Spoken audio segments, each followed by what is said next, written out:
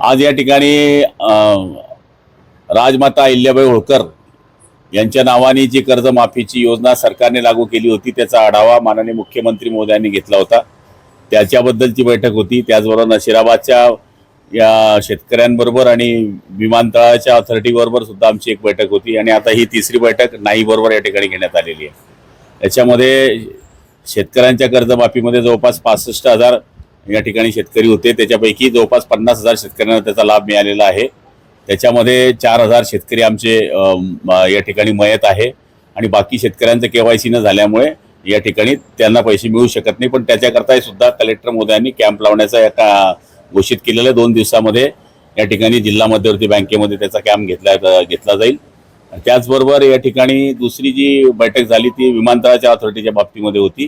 त्याच्यामध्ये ज्या शेतकऱ्यांच्या जमिनी ॲक्विजिशन केले आहे किंवा जिथे त्या ठिकाणी त्यांना मोबदला मिळालेला नाही, लांबी लांब करण्याकरता काय अडचणी येतात त्याच्याकरता MDA कडे आम्ही या ठिकाणी बैठक त्याच्याकरता घेणार आहोत आणि त्याच्यामध्ये विमानतळाच्या धावपट्टीची लांबी वाढवल्यानंतरच आपल्याकडे इंडिगो सारखे विमान येऊ शकतात। तर ती पण बैठक या ठिकाणी झालेली, पण त्याच्यामध्ये पाहिजे त्या प्रमाणामध्ये आमचं समाधान झालं नाही। त्यामुळे 15 दिवसांनी पुन्हा आम्ही एक बैठक लावलेली आहे आणि तिसरी बैठक ही नाही बरोबर लावण्यात आली होती। केंद्रीय समितीचे काही माणसं अजून त्यांचे आलेले नाही, पण त्यांचे एक प्रतिनिधी या ठिकाणी आलेले आहे। जे 3 दिवसामध्ये केंद्राची समिती यायला पाहिजे होती ती आपल्याकडे आली नाही। ती 7व्या दिवशी एक माणूस त्यांनी आता पाठवलेला आहे। त्यांनी 15 ऑगस्टपर्यंत एक साईट चालू करण्याचं आश्वासन या ठिकाणी दिलेलं आहे आणि 15 ऑगस्ट नंतर दुसरी साईटचं काम चालू केल्यानंतर त्या साईटचं काम सुरू होणार आहे। त्याच्यामुळे ह्या 3 बैठका अशा पद्धतीच्या पार झालेल्या आहेत। बघायला गेलं तर नाहीच्या अधिकाऱ्यांनी जे आहे ज्या ठिकाणी जे मनपट्टी करायला पाहिजे, ज्या ठिकाणी सिमेंट ओतले गेलेलं आहे, ज्या रेषा होत्या त्या पुरल्या गेलेल्या पाहिजे। हे बघा त्याच पद्धतीचा आता कलेक्टर महोदयांनी पण आम्ही पण आणि SP साहेबांनी सांगितलंय की तुम्ही कामच निकृष्ट दर्जाचं केलं आहे, त्याच्यामुळे योग्य दुरुस्ती झाल्याशिवाय तुम्ही ट्रॅफिक सुरू करू नये। पण आपल्याला ट्रॅफिक एक साईडची सुरू करता येईल हे त्यांनी सांगितल्यामुळे 15 ऑगस्टपर्यंत ती एका साईडची दुरुस्ती करणार आहे आणि आपण वारंवार म्हणजे केंद्रीय मंत्र्यांकडे मी 14 जून 2025ला तक्रार केलेली, ते पत्र माझ्याकडे आहे की हे काम निकृष्ट दर्जाचे होत आहे, हे काम थांबवण्यात यावं, त्याचं देयक थांबण्यात यावं। तरी सुद्धा त्याची दखल त्या काळामध्ये घेतली गेली असती तर आज हे दिवस आले नसते। खासदारांनी तक्रार केलेली आहे, प्रत्येक DPTC मध्ये आमदारांनी तक्रार केलेली आहे। त्यामुळे आम्ही त्यांना सांगितलं आहे की तुम्ही त्यांना ब्लॅकलिस्टमध्ये टाका, काळ्या यादीत टाका, वेळ पडली तर फौजदारी दाखल करा।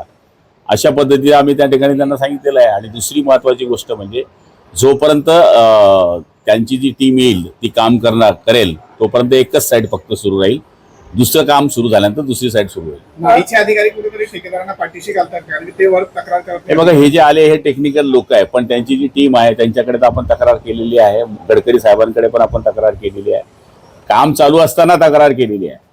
त्या काळातच जर दखल झाली असती तर आज हे दिवस बघायला मिळाले नसते। मुख्यमंत्र्यांनी VC ठिकाणी पार पडलेली आहे, काय सूचना देण्यात आल्या? त्याच्यामध्ये हेच आहे की ज्या काही आता अडचणी आहेत, एखाद्या ठिकाणी जो पात्र शेतकरी पण तो वारला आहे, पण त्याच्या 3 वारस आहे, त्याच्यामध्ये संमतीपत्र घ्यावं लागतं, तोच एक कॅम्प लावायचा।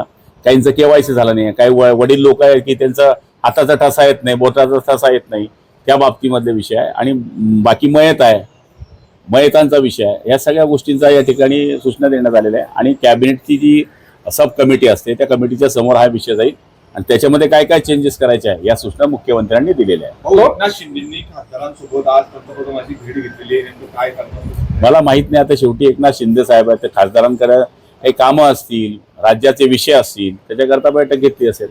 राज ठाकरे यांनी जे नाशिक दौरा केलेला मात्र त्यांनी त्या ठिकाणी टीका केली सरकारवर की या ठिकाणी मोठे खड्डे झालेले, कुठेतरी कॉन्ट्रॅक्टरशी असल्यामुळे एक खड्डे वाढले। 2015 मध्ये आम्ही या ठिकाणी असताना ह्या गोष्टी नव्हत्या। हे बघा आपल्याला सगळ्यांना माहिती आहे की त्या ठिकाणी कुंभमेळा आहे, 32,000 कोटीचा प्लॅन आहे, त्यामुळे सगळ्या रस्त्यांचे नवीन रस्ते तयार व्हावे याच्याकरता रस्ते खोदलेले आहेत, पण अजून आता त्याच्याकरता कामही सुरू आहे। त्यामुळे मला तरी असं वाटतं नाराजी असणं साहजिक आहे, लोकांना त्रास होत असेल तर नाराजी केलेली आहे। पण त्यांना आमची विनंती आहे की काही दिवसामध्ये नाशिक शहर पूर्ववरित जसं आहे तसं सरकार करण्याचा प्रयत्न करेल।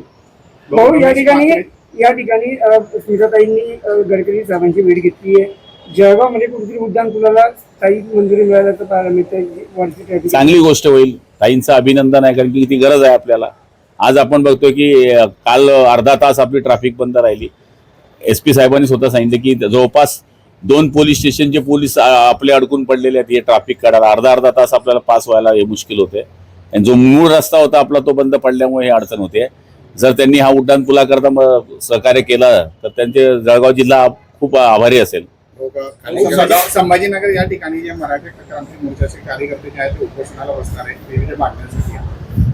मराठा क्रांती मोर्चाचे जे पदाधिकारी आहेत ते संभाजीनगर या ठिकाणी विविध मागण्यांसाठी उपोषणाला बसणार आहेत. त्यांचे समज काढू, काही होण्यासारखे प्रश्न असतील तर सोडू, पण ह्या काळामध्ये त्यांनी उपोषणाला बसू नये अशी एक मंत्री म्हणून माझी विनंती आहे. उदय सामंत यांनी पण जरांगींची भेट घेतली होती. त्यांची भेट घेतात ना, आता समाजाचे नेते आहेत, भेट घेतो. सरकारचं कामच आहे. 4 लोक जरी उपोषणाला बसले तरी जाणं हे सरकारचं कर्तव्य आहे. जरांगे तर मोठे नेते आहेत, त्यांना भेटणं काही चुकीचं नाही आहे.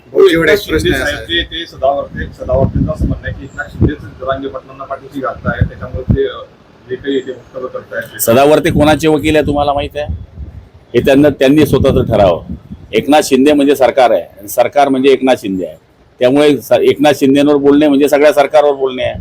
त्यामुळे सदावर्तेंनी एकटे एकनाथ शिंदेवर या गोष्टी बोलू नये. शेवटी एकनाथ शिंदे आहेत. सर रमेश मात्रे जे आहे मुंबईचे, त्यांना आज कोर्टाची तारीख आहे आणि त्यांना तडीपारी होण्याची शक्यता आहे. कोणाला? रमेश मात्रे जे आपल्या पक्षाचे नगरसेवक होते मुंबईमध्ये महिला मला माहित